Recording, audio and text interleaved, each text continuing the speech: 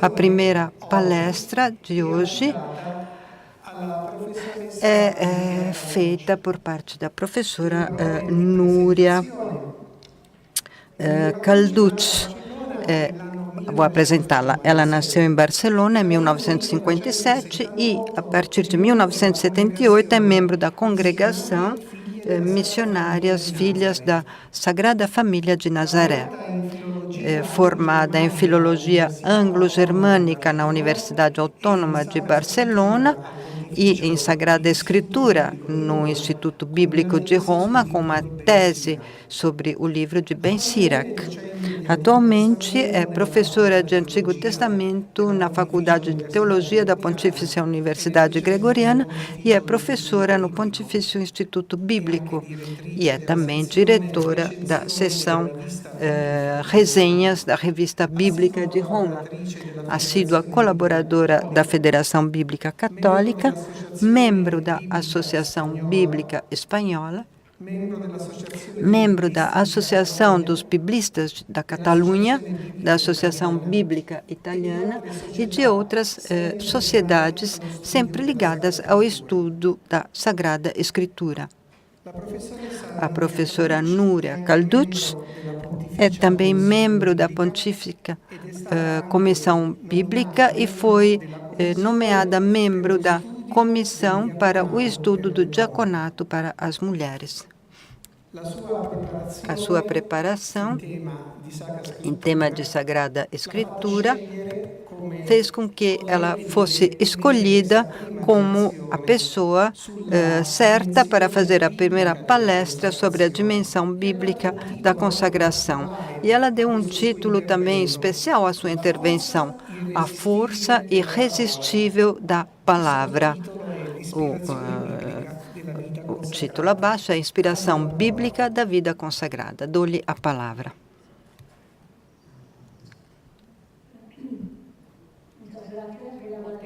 Obrigada. Vou falar espanhol, visto que eu tenho essa possibilidade. Antes de mais nada, eu quero agradecer o convite que me fizeram para participar neste congresso. Já estive e me preparei nos últimos meses e, de fato, é uma honra poder estar aqui frente a todas. Eu também me desculpo porque a primeira cópia de minha palestra há alguns pequenos erros e agora eu distribuí a cópia definitiva corrigida. Me desculpo por isso. Então, vamos começar, porque a minha palestra, no fim, acabou um pouco longa e temos que respeitar os horários. Primeiro ponto: Sagrada Escritura e vida consagrada. Existe um fundamento bíblico da vida consagrada? Quais são as passagens bíblicas que estão na base da vida consagrada?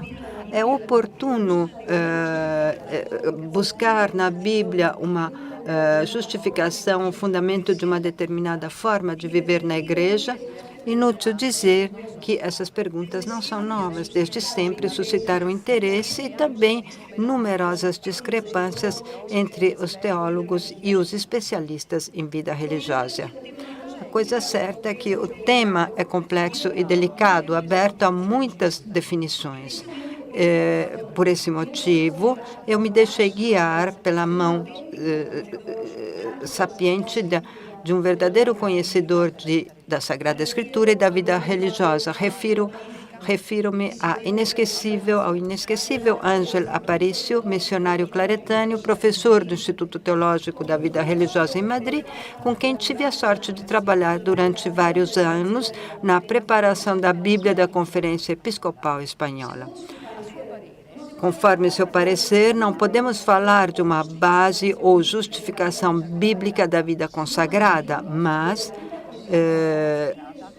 melhor dizer que a vida consagrada tem a sua base e a sua inspiração na Sagrada Escritura. A vida consagrada, ele afirma, inspira-se em toda a Bíblia, tanto no Antigo quanto no Novo Testamento.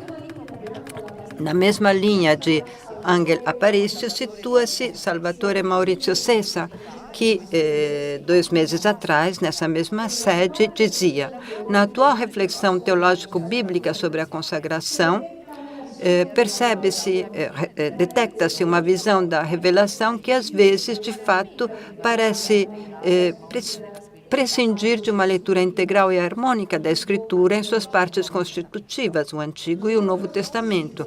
Nós, em sintonia com os 2 autores citados, reafirmamos que a vida consagrada encontra sua fonte de inspiração em toda a Bíblia, Antigo e Novo Testamento. Permitam-me, então, recordar que o Antigo Testamento não é um simples complemento da Bíblia cristã, como alguns acreditam, mas a sua parte fundamental, a base, quero dizer, sobre a qual se apoia o Novo Testamento. Quando Paulo quer exprimir o essencial da fé cristã, salienta 2 vezes a conformidade com a Sagrada Escritura do povo de Deus judeu, dizendo que Jesus Cristo morreu pelos nossos pecados, conforme as Escrituras, que ele foi sepultado e que ressuscitou no 3º dia, conforme as Escrituras. 1 Coríntios 15, 3, 5. Sem pretender ser exaustivos ou excessivamente específicos, tentaremos oferecer uma visão de conjunto do tema de que falamos. Quanto ao Antigo Testamento, iremos nos concentrar, de um lado, na figura do profeta e, do outro, nos ensinos dos sábios, para ilustrar as dimensões proféticas e de sabedoria da vida consagrada. E quanto ao Novo Testamento, será a figura de Jesus, o consagrado por antonomásia e de forma plena, e pego emprestada a expressão de Ricardo Volo, que irá preencher todo o espaço. Daremos um especial relevo a algumas passagens do Evangelho onde se refletem as dimensões essenciais da vida consagrada: consagração, vocação e vida em comum. Vamos deixar os conselhos do Evangelho e outros pontos, porque é impossível abordar tudo. Vamos passar diretamente ao Antigo Testamento. Profecia e vida consagrada. Entre os muitos livros escritos pelo rabino Abraham Joshua Heschel, filósofo, teólogo e defensor do diálogo entre judeus e cristãos, destacam-se 3 volumes dedicados aos profetas. Vou referir algumas passagens significativas. Os profetas não tinham nem teorias nem ideias sobre Deus. O que eles tinham era uma compreensão. A sua compreensão de Deus não era o resultado de um estudo teórico, tentativas de avançar sobre alternativas, sobre a essência e os atributos de Deus. Para os profetas, Deus era real e a sua presença era manifesta. Nunca falam dele com indiferença. Para os profetas, o conhecimento de Deus era comunhão com ele, uma comunhão obtida não através de silogismos, análises ou deduções, mas simplesmente vivendo junto com ele. Eu sintetizo esse magnífico retrato dos profetas com uma só frase: testemunhas e mensageiros de suas palavras, os profetas são pessoas que vivem em íntima comunhão com Deus.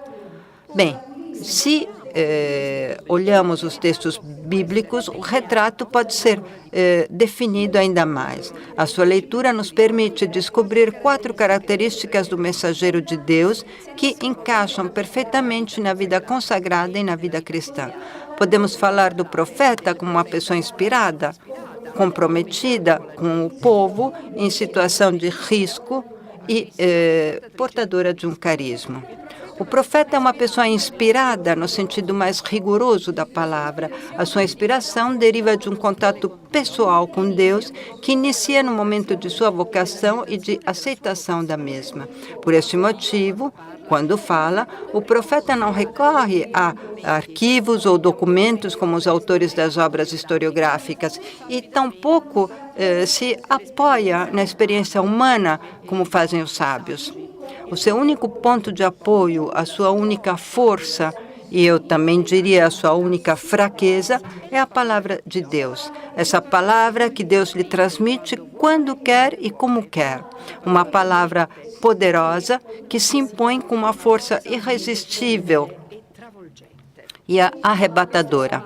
O mesmo vale para a vida consagrada. Tudo começa com uma chamada divina e uma resposta humana. A partir de então, a vida da pessoa chamada toma uma nova direção, concentrando-se principalmente em Deus e na missão que lhe foi pedida.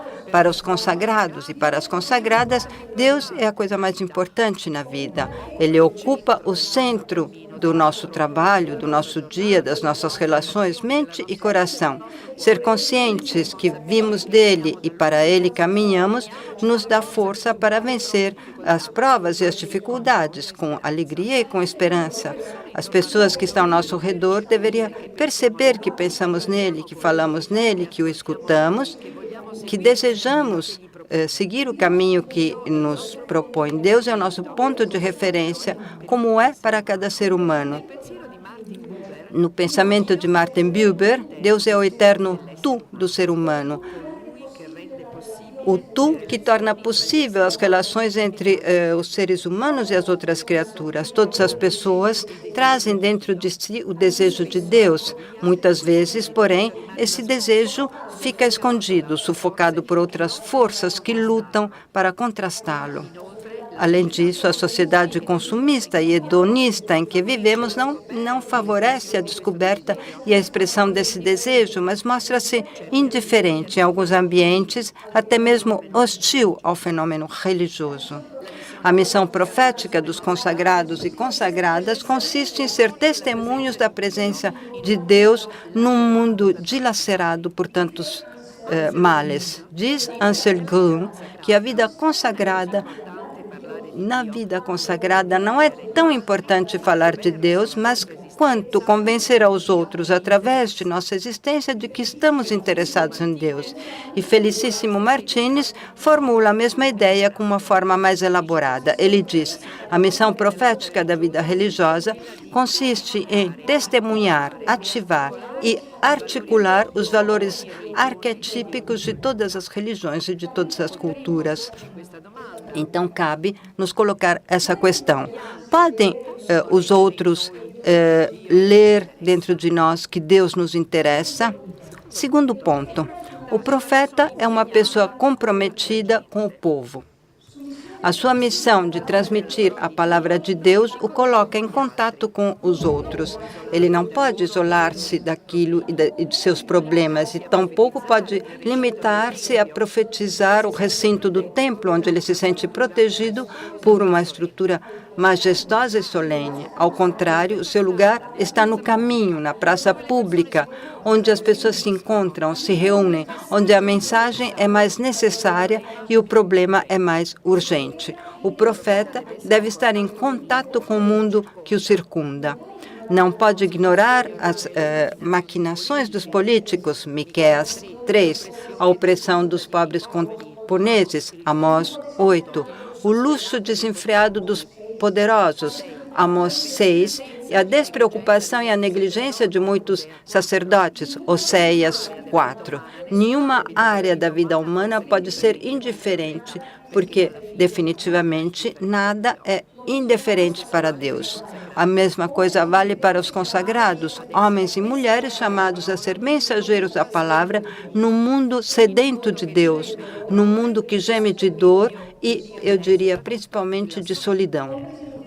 Homens e mulheres chamados a desenvolver muitas tarefas intelectuais, científicas, sociais, humanitárias, educativas, de assistência, de caridade, espirituais, todas elas para o bem da humanidade e com especial atenção aos mais desfavorecidos e vulneráveis. Homens e mulheres de fronteira, marginalizados, diríamos hoje, que anunciam com a sua vida os valores sagrados, eternos e universais, numa só palavra, homens e mulheres que anunciam a experiência de Deus como único absoluto. A vida consagrada não é uma questão privada. como também não são os conselhos evangélicos. A sua dimensão pública e política, no significado mais autêntico da palavra, são um desafio para as estruturas de poder que governam o mundo. Como os profetas, as pessoas consagradas são chamados a defender a justiça e os direitos humanos e a mostrar-se solidários com os pobres. Não podemos esquecer que o compromisso com a justiça é uma componente essencial da evangelização. Terceiro ponto, o profeta é uma pessoa em situação de risco, que às vezes experimentará na sua própria carne aquilo que o Senhor disse a Ezequiel numa ocasião, e eu vou ler. Diz o Senhor: vieram a ti em massa, o meu povo sentará à sua frente e escutará as tuas palavras, porém não as colocarão em prática, porque me alegram com seus lábios, mas só buscam o seu benefício. Para eles és como um cantor apaixonado, com uma boa voz e que sabe acompanhar-se com as cordas.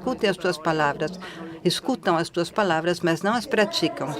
Trata-se da ameaça que representa fracassar na missão.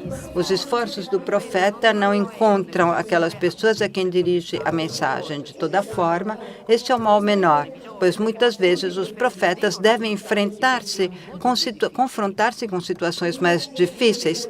Elias deve fugir do rei em muitas oportunidades. Oséias o define louco e estúpido, e Amós é expulso do reino do norte. Jeremias não apenas o considera um traidor da pátria, mas também o perseguem, o colocam na prisão e tentam matá-lo.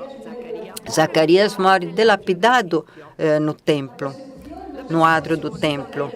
A perseguição não é obra exclusiva dos reis e dos poderosos. Também participam sacerdotes e falsos profetas, inclusive o povo comum critica os profetas, os despreza. A persecução que eles sofrem ali já se prefigura o destino trágico de Jesus. Surpreendentemente, a ameaça vem também por parte de Deus. O encontro com o Senhor muda radicalmente a vida do profeta. O arranca de sua vida cotidiana, de seu trabalho, de sua atividade habitual. Vamos pensar em Amós, que era um camponês, e Deus o tirou de seu rebanho. O Eliseu, que partiu, pois Elias o achou com seu filho de Safate, que estava lavrando com 12 juntas de bois. Mandam ao profeta uma mensagem dura, desumana. É o caso do jovem Samuel, a quem Deus confia uma missão muito difícil. Ele deve comunicar ao sacerdote Eli, que havia sido como um pai para ele, a sua condenação e aquela de seus filhos. Ou de Ezequiel, a quem Deus anuncia a morte de sua esposa. E também, frente a essa dolorosa perca, o profeta não poderá se deixar dominar pela pena e fazer os tradicionais rituais fúnebres. A mesma coisa vale para a vida consagrada. Esse gigante adormecido que deveria sentir a sua voz com força e sem medo. Os consagrados são grupos marginalizados na igreja, na história, na sociedade, uma alternativa à ordem institucional, uma constante interpelação aos valores mais sagrados, um testemunho vivo da dimensão mística da realidade da história. Como mensageiros da palavra, os consagrados representam um desafio para as estruturas do poder que atentam contra a dignidade humana. E, mais uma vez, surge a pergunta: como podemos nós, como pessoas consagradas, criar uma contracultura a favor do ser humano e de sua dignidade? Como podemos transmitir os valores eternos e defender os direitos humanos em nossas obras de apostolado? É evidente que não bastam as queixas e as acusas, e nem tampouco a boa vontade basta. Fazendo nossa a reflexão de Ansel Grum, podemos dizer que é necessária uma análise sociológica e política, uma reflexão profunda e principalmente uma compreensão adequada do contexto econômico e social. Se queremos contribuir à crítica profética da sociedade e da economia, é preciso um bom conhecimento técnico dos problemas e também uma grande dose de criatividade para desenvolver outros modelos de trabalho de economia em nossas áreas de missão. E para evitar a necessidade de ter que dobrar-se às exigências do Estado. E, naturalmente, devemos estar dispostos a correr riscos contra a incompreensão, a recusa, a ameaça e, no pior dos casos, a perseguição. Quarto ponto. Por último, o profeta é uma pessoa carismática, pois a profecia é um carisma e, como tal, rompe todas as barreiras, os tabus. Rompe a barreira do sexo, pois em Israel não apenas existem profetas, mas também mulheres profetas, como Débora ou Ruda. Rompe a barreira da cultura, porque não se exigem estudos especializados para transmitir a palavra do Senhor. Rompe a barreira da classe social, porque para receber o dom da profecia não é indispensável pertencer a uma classe social determinada. Entre os profetas, há pessoas que se relacionam com a corte, como Isaías, pequenos proprietários como Amós ou simples camponeses como Miqueias. A profecia rompe a barreira da religião, porque não é necessário ser um sacerdote para ser profeta, e também a barreira da idade, porque Deus transmite a sua palavra tanto aos jovens quanto aos adultos. Os consagrados também são pessoas carismáticas. A vida consagrada é essencialmente, como natureza, carismática e a sua missão, portanto, é essencialmente profética.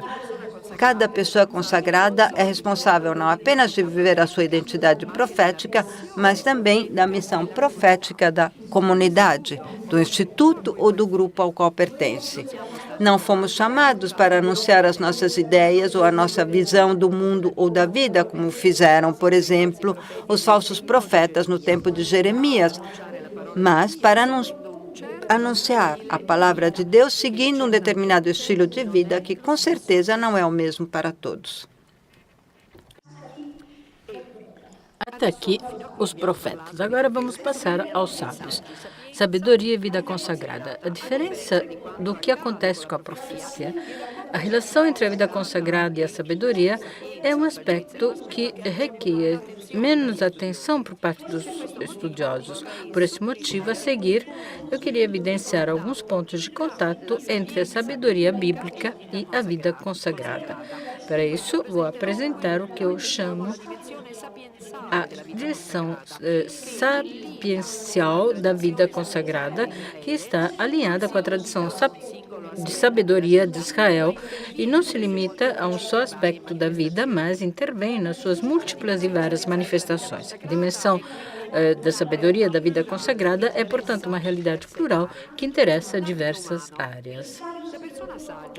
Âmbito humano. O sábio preocupa-se com tudo aquilo que é autenticamente humano, reflete sobre todos os aspectos humanos.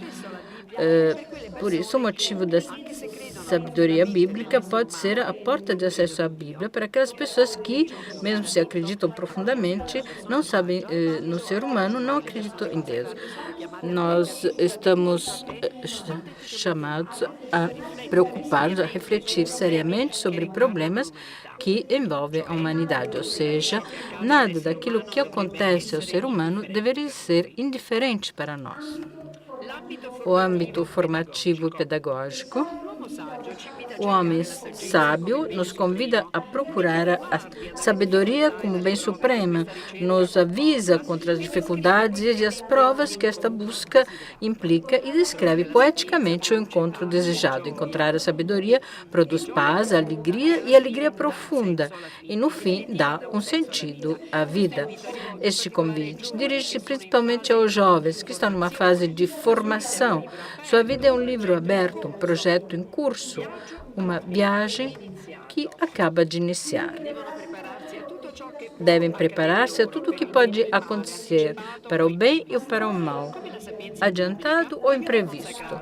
Como a sabedoria bíblica, a vida consagrada é um percurso formativo que nos ensina a manter uma relação profunda conosco mesmos e com nossos irmãos e irmãs, uma relação horizontal com as coisas e uma relação vertical com Deus. Este percurso dura por toda a vida, desde os primeiros anos até o último dia. Diz o Sirácida, 6:18. Meu filho, aceita instrução desde teus jovens anos, ganharás uma sabedoria que durará até a velhice.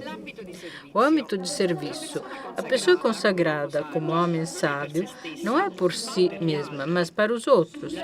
A sua vida não está orientada ao triunfo pessoal e à carreira ou à fama, mas ao serviço dos outros. Exatamente como o sábio trabalha para aqueles que buscam a sabedoria, instrui o povo e transmite essas instruções às gerações futuras. Os consagrados e consagradas de hoje queremos responder ao desafio que motivos valentes a nossa sociedade nos lançam. Nós temos certeza, e assim o proclamamos, que podemos viver e trabalhar a serviço dos outros, sem ter como objetivo o sucesso pessoal, a retribuição econômica ou a fama duradoura. Pode-se viver dedicando-se à pesquisa, à busca, ensinando, rezando, pregando, movidos por um amor gratuito e livre, e não por interesses pessoais, como diz o sábio Sericida, e utiliza a mesma metáfora. A pessoa consagrada é como um canal que sai de um rio, como um riacho que sai de um jail. O canal e o riacho servem para transmitir uma herança recebida e não tão merecida. E eles limitam-se apenas a transportar a água que irão fertilizar a terra sem pedir nenhuma compensação. O âmbito religioso ecumênico. Para além de ser mestres de humanidade, guias morais e formadores de jovens, os sábios eram também verdadeiros crentes. A sabedoria bíblica não existe sem moral e sem religião. É uma sabedoria profundamente religiosa, uma sabedoria de uma ordem superior, na qual a história sagrada revela-se na sua dimensão universal, uma sabedoria inseparável do temor de Deus e da oração. A sabedoria bíblica é atual, porque é um instrumento de diálogo que permite estabelecer pontes entre pessoas pertencentes a diversas confissões religiosas. E aqui surge outro desafio para a vida consagrada de hoje. O que podemos fazer para facilitar e promover o diálogo interreligioso? Como os sábios, as pessoas consagradas muitas vezes podem traduzir as particulares experiências de fé em termos e categorias universais, facilitando assim o diálogo interreligioso que hoje envolve muitas pessoas com diferentes tradições e crenças religiosas. Não devemos nos admirar se o autor do livro da sabedoria afirme a multidão dos sábios, justiça e a salvação do mundo. Último âmbito, o âmbito ecológico, eles respeitam a ordem na criação, ou seja, o cosmos, através do qual a presença e a ação de Deus podem ser percebidas, quer diretamente ou quer pela sabedoria. Conscientes do impacto que a atividade humana tem no meio ambiente, aquecimento da terra, mudanças climáticas, etc., as pessoas consagradas são chamadas para refletirem sobre a crise da terra e do nosso planeta e adotar atitudes coerentes neste sentido. Exercer o domínio sobre a criação, não, diz a Gênesis, não significa explorar, degradar e destruir a natureza a benefício do ser humano, mas servi-lo, cuidar dela, protegê-la como herança recebida que deve ser transmitida às novas gerações. Ler a Bíblia, principalmente os textos da sabedoria, da perspectiva da terra, e esta é uma moda, pode ser uma maneira para contribuir com a defesa da terra-mãe e seus recursos naturais. E ainda a leitura bíblica em chave ecológica pode nos guiar em nossas ações concretas a favor da ecojustiça. A vida consagrada tem, portanto, uma dimensão de sabedoria pedagógica que nos convida a deixar nosso pequeno mundo que nos hospeda e nos defende A nossa visão muitas vezes é míope, é limitada. Nossas preocupações têm curto raio para abrir-nos a um horizonte mais humano, mais ecumênico, mais pedagógico, mais ecológico, enfim, mais universal.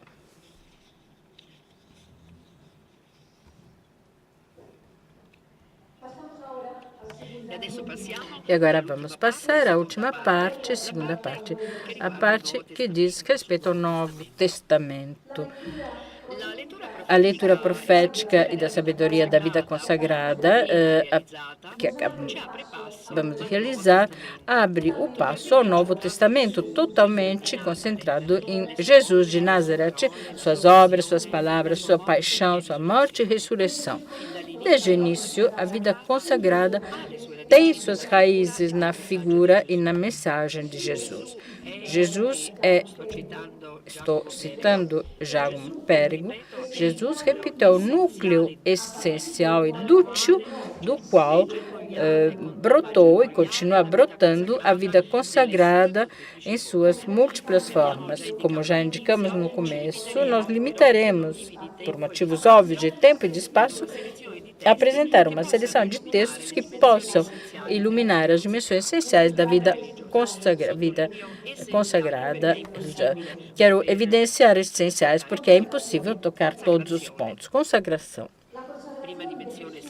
Primeira dimensão essencial.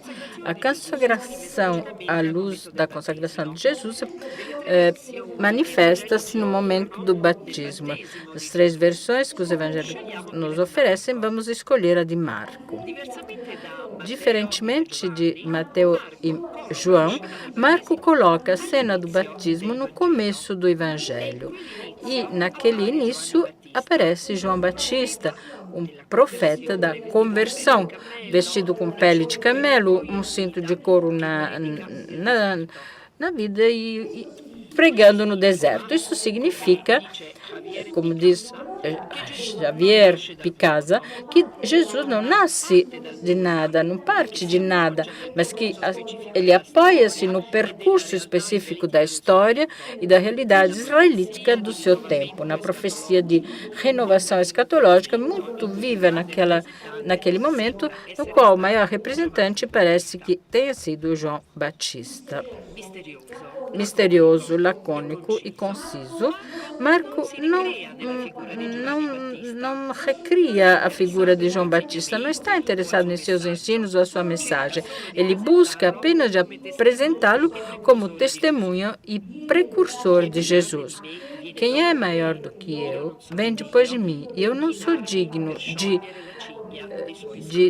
desatar o cinto de suas sandálias. Marco 1:7. João sente-se pequeno diante de Jesus e, de fato, a distância que o separa é imensa. A comparação entre eles não faz sentido. Não é possível. João batiza com água, mas anuncia um batismo de uma categoria superior. Eu batizo vocês com a água. Referindo-se a Jesus, acrescenta, ele vai batizá-los com o Espírito Santo.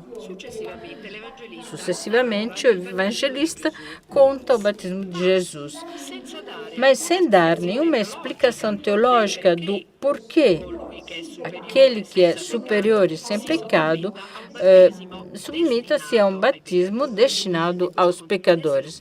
Isto continua sendo um mistério. Assim, portanto, no Evangelho de Marcos, Jesus entra na cena acompanhado por uma figura que é um contrassenso, antissistema, diríamos hoje. E como se isso não bastasse, deixa-se batizar por ele, ou seja, Jesus batizado pelo seu predecessor. Como à primeira vista não parece um início muito prometedor, mas, no entanto, é o início de ruptura que só pode ser compreendido com a lógica evangélica do amor.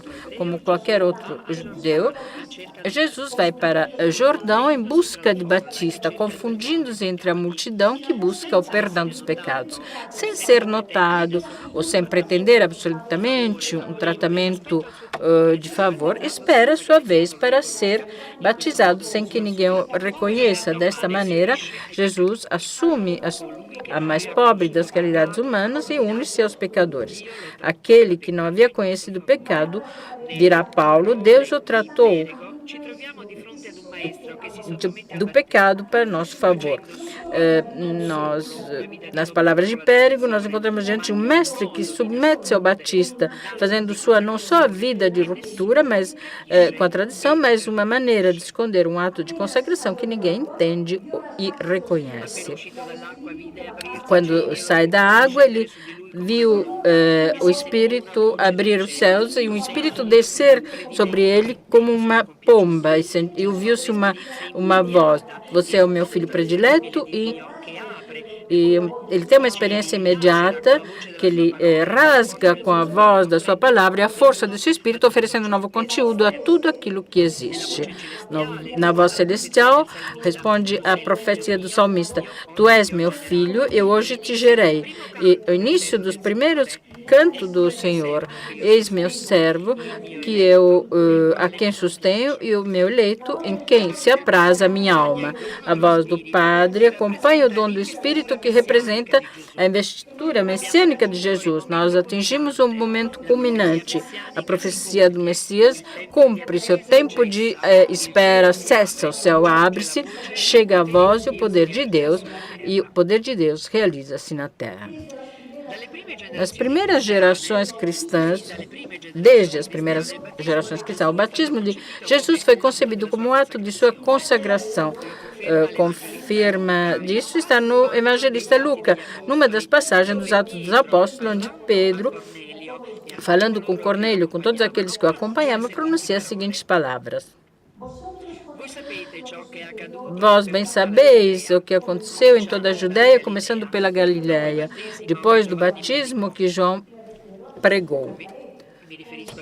Refere-me a Jesus de Nazaré, como Deus ungiu a Jesus de Nazaré com o Espírito Santo e com virtude, o qual andou fazendo bem e curando a todos os oprimidos.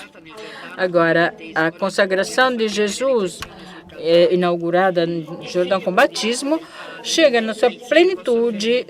O filho predileto do Pai torna-se o servo sofredor, o homem das dores que dá a vida para salvar a humanidade. O consagrado por excelência não se isola do mundo e da miséria humana, mas mostra sua solidariedade com os pecadores, mesmo no momento final, sendo crucificado entre dois malfeitores. Esta é a sua consagração. Vocação. Muitos são os autores que falam da vocação de Jesus, mesmo se a típica história de vocação referida à sua pessoa não se encontra no Evangelho. O episódio mais próximo é, sem dúvida, aquele do batismo no Jordão. O fato que acabamos de comentar. Este fato nós lemos em chave de consagração, mas ele pode ser interpretado também como uma experiência vocacional em harmonia com aquelas que nos foram transmitidas nos livros proféticos, a vocação de Isaías, Jeremias, Ezequiel. E, de fato, na hora da sua batismo, o Jesus recebe uma chamada do Pai, uma vocação que é filiação. E, através do Espírito, o Filho amado de Deus torna-se Cristo, o ungido, o Salvador. Certamente poderíamos aprofundar a vocação de Jesus, mas, tendo já discutido o episódio do batismo na sessão precedente, vamos nos concentrar sobre a vocação dos discípulos. Vamos continuar com o Evangelho de Marcos. No primeiro capítulo, depois do batismo e as tentações, o evangelista nos oferece uma síntese do programa de Jesus e, imediatamente, sem nenhuma preparação, narra a chamada dos primeiros 4 discípulos. Não sabíamos nada destes pescadores que aparecem repentinamente e com os seus nomes na narração. Jesus toma a iniciativa e chama para segui-los. Ele fará a mesma coisa com Levi, o cobrador de impostos, e o jovem rico. Como diz Jean-Paul Meyer, em cada um desses casos, Jesus convida de maneira perentória a segui-los, com um apelo dirigido a pessoas que não tomaram a iniciativa de oferecerem-se para segui-lo. Dirigindo-se a Simão e seu irmão Andréia, Jesus diz a eles: "Sigam-me." vinde após mim e eu farei que sejais pescadores de homens. Não haviam visto antes, nem haviam ouvido sua voz. Jesus não era um deles. E, ao contrário, a força irresistível de suas palavras mudou a vida deles. E as palavras de Jesus não são retóricas, mas performativas. É uma palavra que vem do inglês, performance, que está muito na moda e que significa execução, realização. Ou seja, as palavras de Jesus fazem aquilo que dizem, transformam a existência daqueles pescadores do lago de Genezaré de maneira que possam se tornar operários do reino de Deus. Para eles, o dia de sua vocação era um dia de trabalho, um dia como muitas outras, as mesmas lagoas, o mesmo barco, as mesmas redes. Não as coisas de sempre. Não conseguia imaginar algo de diferente. Aquela era a vida, o trabalho, o ambiente em que eles haviam crescido. E, num instante, tudo mudou radicalmente. A partir daquele momento, nada teria sido mais como era antes. Diante deles abria-se um novo horizonte, uma nova vida, um novo trabalho e uma nova família. É assim que age o Senhor, sem preaviso, sem protocolo, sem clamor nem ruídos. Ele chama-nos a qualquer momento da nossa vida, enquanto estamos presos dentro das nossas ocupações diárias. Eles imediatamente deixaram as redes e o acompanharam. E assim fizeram seus irmãos e o irmão João. Deixaram o pai Zebedeu no barco e o seguiram. Não perguntaram nada, não puseram condições, nem Jesus pediu a eles quem eram, de onde vinham, o que tinham feito no passado. Uma chamada e uma resposta, um convite e uma missão. Numa só palavra, eu diria, dirigindo-se para o desconhecido. Mas antes, você deve quebrar, romper com toda a segurança as ligações com as quais você está ligado. Os pescadores devem deixar redes e barco, pais e operários. Devem deixar o trabalho, a família, as mercadorias. Eles não estão assustados por esse corte, porque eles estão determinados a seguir Jesus no caminho do reino, com tudo aquilo que isso implica. Agora vamos passar ao último ponto, vida em comum. Quando fala-se da vida comunitária, da vida consagrada, os textos citados muitas vezes é a comunhão de vida de Jesus e os 12, e a descrição da primeira comunidade cristã nos Atos dos Apóstolos. Nós preferimos afastar-nos dos lugares comuns e concentrar nossa atenção num texto complexo, dramático e profundo, conhecido como a família de Jesus. Nos referimos a Marcos 3, 20 e 35. O fato inicia com Jesus que chega a casa cercado por uma multidão. Casa é uma palavra-chave no Evangelho de Marcos, porque significa família, casa, lugar de intimidade, amor e trabalho, o lar. Os discípulos e os amigos de Jesus é ali que se encontram, aqueles que estão em sintonia com eles e o acompanham em sua missão, escutam seus ensinos. E é exatamente lá em casa que estoura o conflito. Os escribas o acusam de ser demonizado e seus parentes carnais querem levá-lo para sua velha casa porque eles acreditam que ele tenha perturbações mentais. Mas Jesus, no entanto, não se submete. Acentuando sua rebelião, Marcos quer esclarecer que Jesus recusa a autoridade familiar de sua mãe e de seus irmãos para criar um novo tipo de família alternativa. Com uma pergunta, Jesus sacode o velho sistema patriarcal. Quem são minha mãe e meus irmãos? E depois, olhando para aqueles que estavam sentados à volta deles, proclama a nova família do Messias. Estes são minha mãe e meus irmãos. A mãe e os irmãos de Jesus são os discípulos. As discípulas que o acompanham sem distinção ou jerarquia de sexos. Aqueles que o escutam e o acompanham são a nova família de Deus. Aqueles que assumem a via da fraternidade para ser irmãos e irmãs. E o texto termina com uma frase programática em que Jesus oferece as razões de sua nova família. Aquilo que cumpre a vontade do meu pai, este é meu irmão, minha irmã, minha mãe.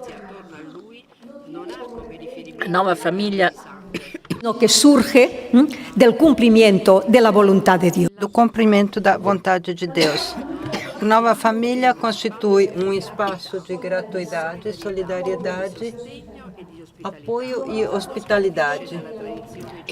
Por tradição genealógica, mas como voluntários do reino para o dom de Deus e para a palavra de Jesus, que foi chamando os carentes, os estados expulsos sociais, doentes e pecadores, com crianças e gente do povo, para compartilhar com eles a boa notícia da família de Deus. Assim vai se juntando os novos familiares como na vida compartilhada, porque Deus nos ama, porque Jesus nos chama ao reino de Deus e porque eles mesmos se reúnem formando uma nova fraternidade.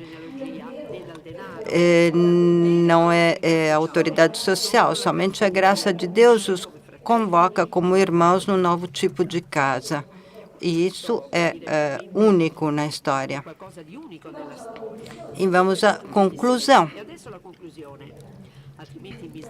Ainda tenho apenas um minuto só para terminar. Vamos tentar concluir. Este um pouco, mesmo se é um pouco acelerado para a Sagrada Escritura. Eu vou começar citando Ángel Aparicio e vou terminar da mesma maneira, fazendo uma inclusão. Há 30 anos atrás, nasceu o Dicionário Teológico da Vida Consagrada, dirigido por Ángel Aparicio e Juan Canales, uma obra que, junto com o suplemento publicado em 2005, converteu-se numa referência obrigatória para os estudiosos da vida consagrada. Nas contribuições de Ángel Aparicio, nesses 2 volumes, emergem as bases daquilo que seria a sua grande obra, a Inspiração Bíblica da Vida Consagrada, que recomendo a todos os presentes, aqueles que ainda não a leram. Nela nos mostra como a categoria de aliança e a sua correlação com o Novo Testamento, ou seja, o mandamento principal, encontra a vida consagrada sobre a sua base genuína da inspiração bíblica. Assim conclui o autor a voz sobre o Antigo Testamento e assim concluímos nós a nossa reflexão. E vou citar: se tivéssemos que colocar em evidência alguma fórmula do mandamento principal para aplicá-la de modo complexivo à vida religiosa, eu colocaria em evidência o mandamento do amor. Amarás o Senhor teu Deus com todo o coração, com toda a alma e com toda a força. De fato, a castidade consagrada, amor com todo o coração, a obediência, amor com toda a alma, e a pobreza, amor com todas as forças, são expressões de um mesmo amor, que é o amor divino que seduz e fascina o religioso e é uma tentativa de resposta amorosa a quem nos amou precedentemente. Somente o amor, no Antigo e no Novo Testamento, e também agora, poderá explicar uma vida cujo ideal é o de viver a radicalidade inspirada por tantas páginas bíblicas. Obrigada pela atenção.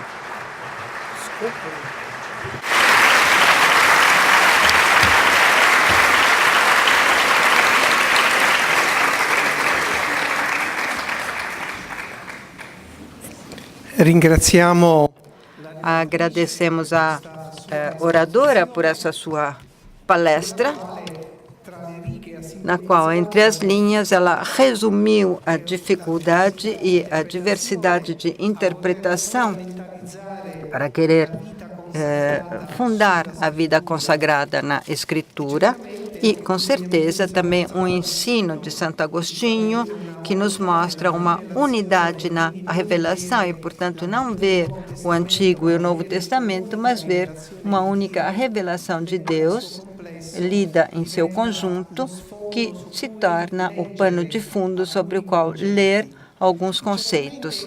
Com certeza, o tema e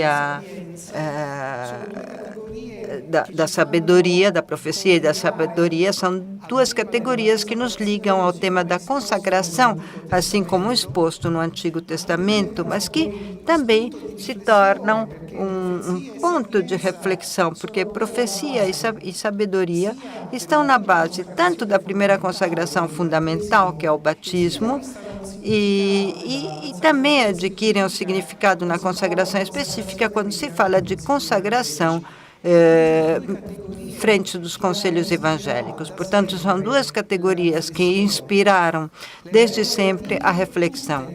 As regras antigas, todas as regras monásticas antigas referem-se ao conceito de sabedoria e ao conceito de profecia, como vida cristã vivida no mosteiro.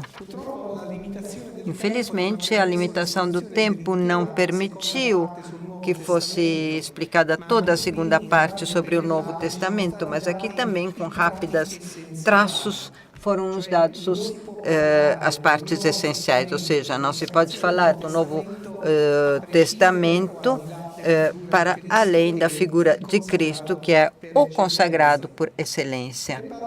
3 palavras são o perno ou seja, a consagração de Jesus no momento de seu batismo, quando o Espírito de Deus desce sobre a sua humanidade e o consagra sacerdote, rei e profeta. A vocação de Jesus, que é uma vocação única e irrepetível, ao qual se inspiram todos os seus discípulos, e a admissão, porque não se pode falar de consagração, vocação do Senhor, sem o tema da missão.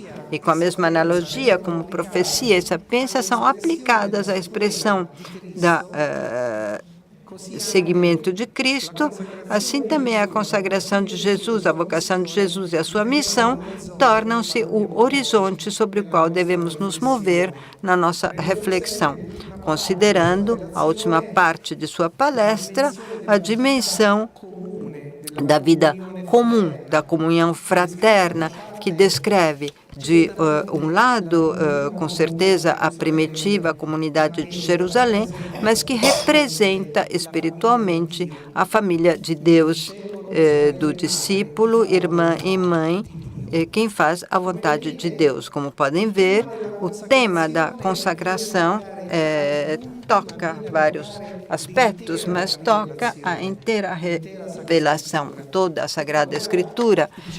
E é portanto que agradecemos por quanto ela disse, que também será objeto de mais reflexões. E vamos abrir agora para as perguntas, porque este tipo de congresso é feito não somente para expor pensamentos ou doutrinas, mas também para escutar uma diversidade de experiências e de relações. Como programado, temos um tempo dedicado às perguntas e, seguindo um pouco a metodologia dos encontros anteriores, agora irá passar um microfone. Tentaremos ser rápidos nas perguntas, de modo que poderão falar mais pessoas, e cada 2, 3 perguntas a oradora irá responder ao que foi perguntado.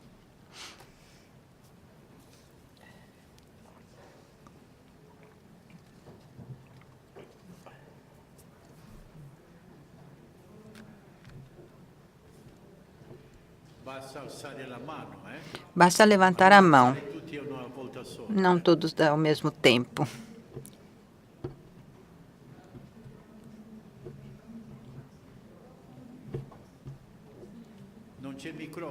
Não há microfone.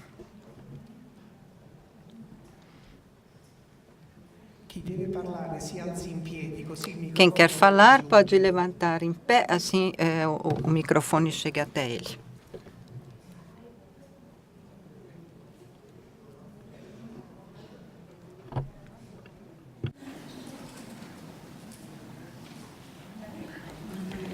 Dove è il microfono?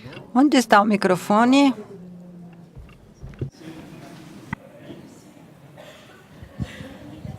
Lì da solo, ok.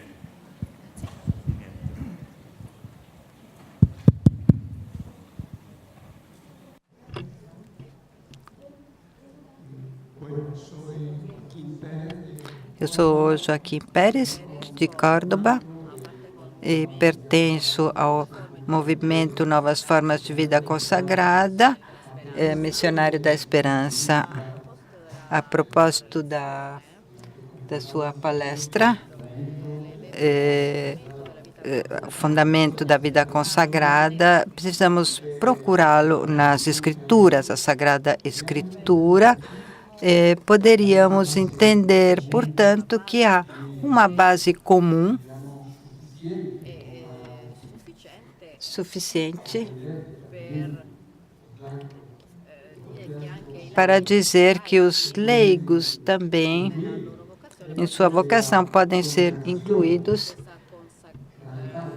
de maneira radical, que Jesus ofereceu aos que chamam os seus discípulos.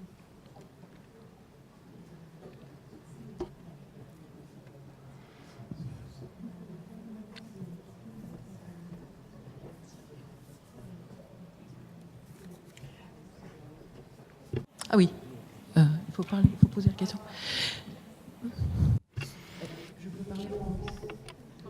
Posso falar em francês?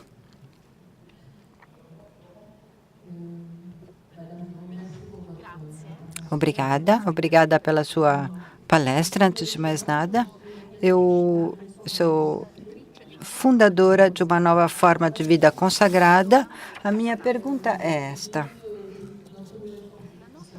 A nossa nova forma de vida consagrada não prevê apenas consagrados, mas nós somos contemplativos.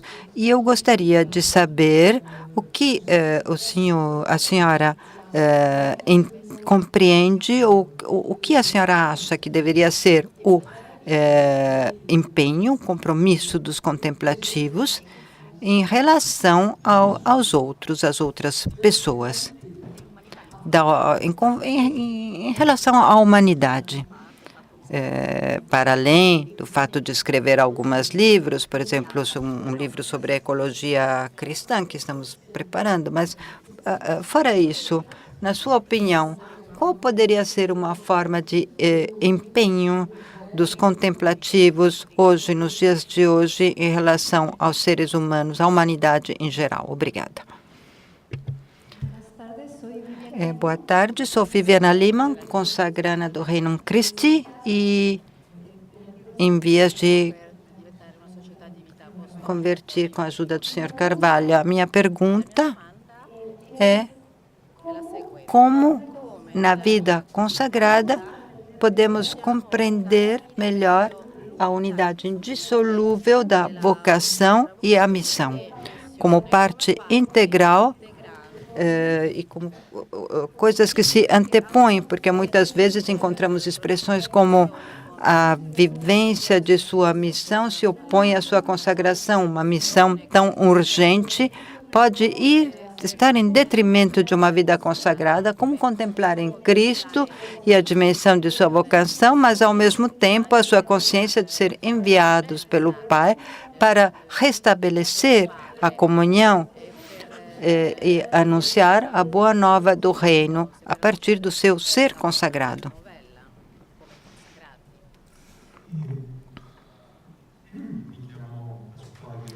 Meu nome é Pasquale de Rosa, sou dos movimentos dos focolares. Eu gostaria de dar apenas a minha pequena contribuição para a professora Núria, inclusive como experiência pessoal, porque me tocou muitos anos atrás, ouvindo uma conversa que tinha o mesmo objeto da sua, que ao falar da vocação de Jesus no Novo Testamento, foi acrescentado no fim também um outro aspecto que eu nunca imaginava, mas que foi determinante na minha vida, ou seja, que no Novo Testamento há também uma vocação, uma chamada de Maria. Maria que era consagrada, Maria que com certeza fez uma forte experiência de vida comunitária, não somente com Jesus e José, mas também no cenáculo e também sucessivamente com José em Éfeso. Isso eu queria dizer porque, para mim, isso foi uma coisa importante, porque eu nunca teria imaginado que essa figura, Maria, pudesse ser um modelo a ser imitado não somente pelos religiosos, mas também pelos leigos, sendo eu um leigo consagrado. E me tocou uma frase muito forte que disse a minha fundadora e que sempre me acompanhou nestes anos, ou seja, que Maria foi a primeira cristã.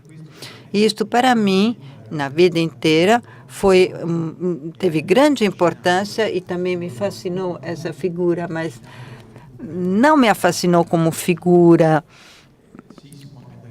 Sim, podemos também ir na igreja, frente a uma estátua de Maria, mas principalmente tentar viver na minha vida cotidiana, principalmente dentro da sociedade, como ela teria vivido e como ela viveu. Ela que era uma mãe de família, mas vivia no meio da sociedade daquela época.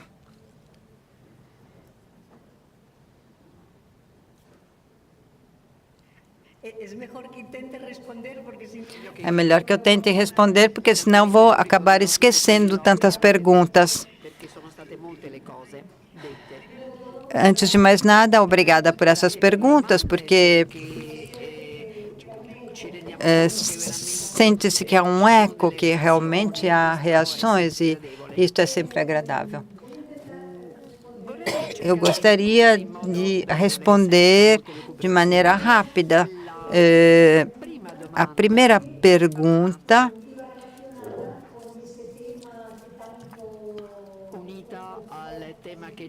junto ao tema que nos preocupou muito durante o seminário de 2 meses atrás, ou seja, a vida consagrada e a vida cristã. Tentando encontrar aquilo que é típico, aquilo que é realmente, que pertence realmente à vida consagrada, à consagração. E foi um tema sobre o qual discutimos muito durante o seminário. Eu não gostaria agora de entrar num nível teológico, mas é verdade que vamos ver se eu consigo explicar bem, sem dizer algo que eu não quero dizer. A chamada é para todos os seres humanos. A palavra de Deus é para todos. Eu falei de Martin Buber. Deus é o eterno do homem. Tanto no Antigo quanto no Novo Testamento, Deus fala de todos os seres humanos. E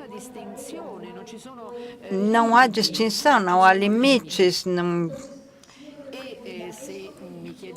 E se me perguntam o que eu disse, se o que eu disse é válido também para os leigos, sim, claro, mesmo exagerando, mas eu diria que sim. E a sequela do discípulo e da discípula de Jesus, e eu posso dizer isso porque vocês compreendem que, naturalmente, há escolhas específicas de vida que acarretam, implicam obrigações e empenhos, compromissos que marcam de maneira definitiva a maneira com que esse segmento é vivido. Isso não é preciso explicar. O que realmente é importante, na minha opinião, é o essencial, aquilo que une a todos nós. E eu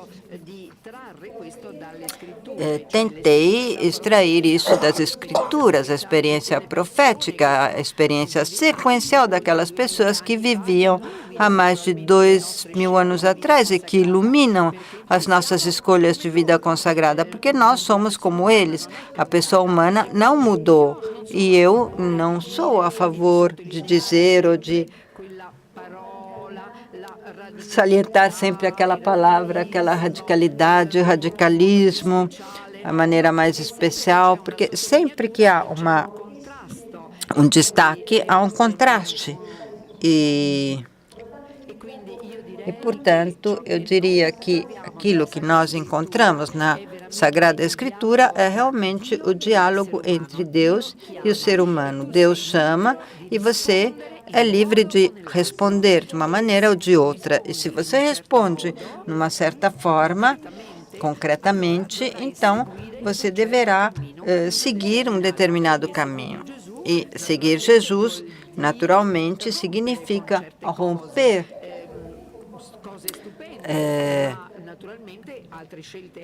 e, naturalmente, também outras escolhas supõem de abandonar outras coisas. A base é sempre a força da chamada e da resposta do ser humano. tudo o resto vem depois.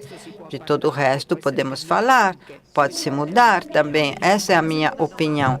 A segunda pergunta, muito interessante, o mundo da vida contemplativa, para mim, é um tesouro enorme que nós temos e que devemos aprofundar cada vez mais. Pouco tempo atrás, não muito tempo atrás, eu tive a possibilidade de ensinar literatura para um grupo de contemplativas que fizeram um grande esforço para poder sair de seus conventos e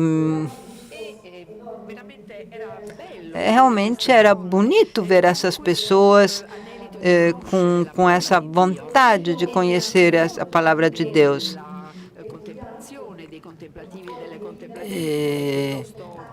É especial isso mesmo, porque o contato com os outros é reduzido, é mais canalizada, não é tão direto o contato com os outros. Eu diria, portanto, que talvez, muitas vezes, podemos aplicar mais a vida ativa, a vida apostólica, mas isso não significa que todos os pontos de que precisamos podem ser vividos com uma escolha de vida contemplativa. Todos os empenhos de que falei, por exemplo, que referem-se ao âmbito da formação, o âmbito humano, ecológico, todas essas preocupações que nós temos, nós que vivemos em 2018, podem ser nossas, mesmo vivendo a vida contemplativa. É claro que será necessário buscar como viver tudo isso e como canalizar essa realidade, mas creio, por exemplo, na oração, que é o ponto forte da vida contemplativa, e também grupos de jovens, e também através de encontros é possível transmitir a essas pessoas a palavra de Deus.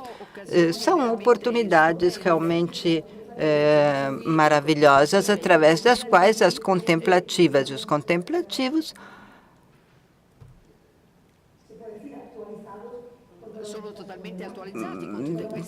estão totalmente atualizados com esses problemas. O problema da ecojustiça, por exemplo, hoje em dia, e falo daquilo que eu sei, no mundo, essa nova maneira de ler a Bíblia está se tornando realmente uma maneira pensada nessa direção, ou seja, ler a Bíblia partindo da terra, com a preocupação da terra. E há realmente teologistas que fizeram essa escolha. Trata-se de uma iniciativa que as comunidades podem também apropriar-se para contribuir com as possibilidades que se tem. E também muitas outras coisas. Penso, portanto, que as contemplativas, os contemplativos têm uma plataforma ideal neste campo. A terceira pergunta quase sempre é colocada porque talvez existe um problema, há sempre um problema, esse divórcio. Uso uma metáfora entre a contemplação e a missão, entre a vocação e a missão, entre a oração e a atividade, nesse binômio que emerge, e esse contraste que emerge sempre. Eu respondo sempre da mesma maneira. A atenção é algo de humano, é algo do ser humano estar em tensão. Desde que nascemos até quando morremos, vivemos sempre em tensão.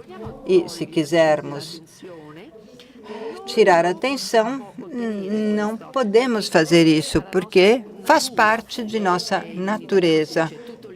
em italiano se diz tudo liso, tudo fácil.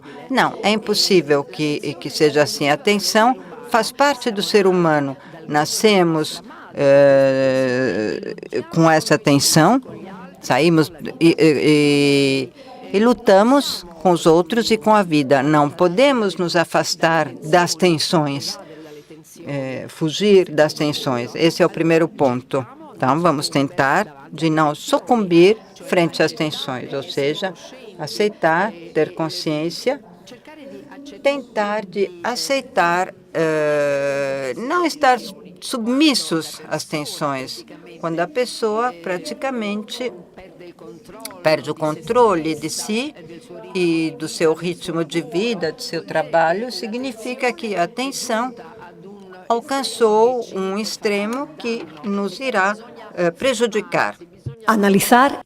E, portanto, devemos parar, analisar, não porque a vocação seja uma ação, seja melhor que a ação, oração. Não, somos um só ser. A pessoa humana é um todo, é um corpo, é uma alma, e, portanto, nós agimos, nos movemos de maneira unificada. E, portanto, quando nesta integridade nós vemos que é algo que não funciona, porque a atenção nos supera, então temos que parar e tentar encontrar uma solução, porque eu não creio nessas dicotomias. Não. Separar não funciona. A última pergunta que me foi colocada, que me parece ela também muito interessante, e gostei do fato que o senhor tenha falado de Maria. Eu não falei em nenhum momento de Maria. Eu sabia de não poder fazer isso pelo tempo. Eu não falei de Maria porque eu queria concentrar tudo realmente na figura de Jesus, mas certamente, se eu tivesse que ter publicado isto, ou se eu tivesse que ter escrito um livro, claramente não teria esquecido a vocação de Maria, e principalmente, agora falo em qualidade de biblista, porque a vocação de Maria no Evangelho é contada seguindo um esquema de vocação. Em toda a Bíblia há mensagens que nós chamamos passagens da vocação, e quando os autores bíblicos contam essas chamadas aos personagens da Bíblia, Moisés, Jeremias, Isaías,